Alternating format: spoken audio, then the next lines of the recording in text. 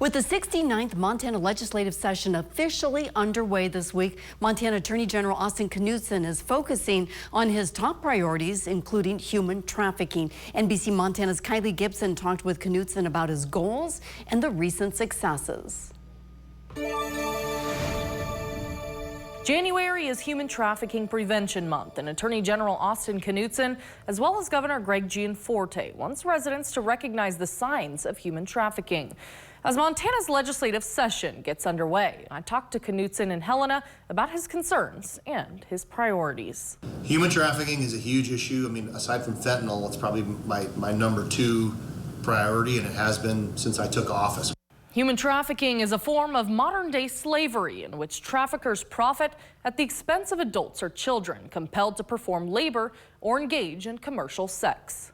The more we peel back the onion layers on human trafficking in Montana, the stinkier it gets and the more we find.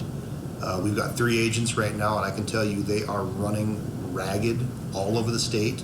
We have operations and investigations going in all corners of the state. In 2024, Department of Justice agents worked 129 human trafficking cases throughout the state.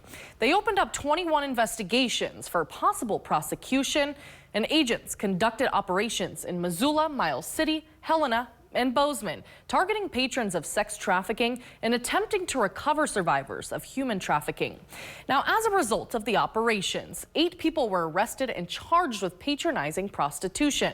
2 were charged with sex trafficking and money laundering, and a number of survivors were recovered. Knudsen tells me he would like more help with the victim services side of human trafficking. Because one thing the state's not good at is helping the victims. We're good at prosecuting bad guys, we're good at putting people in jail, but what do you do with that human trafficking victim?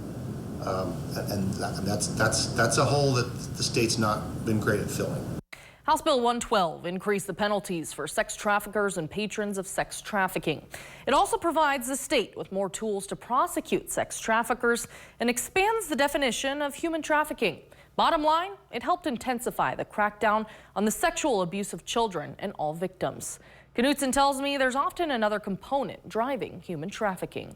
Drugs are often used as a compliance tool to keep these basically sex slaves under the control of these traffickers.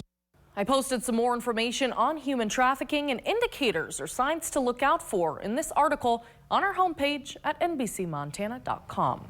Reporting in Missoula, Kylie Gibson, NBC Montana.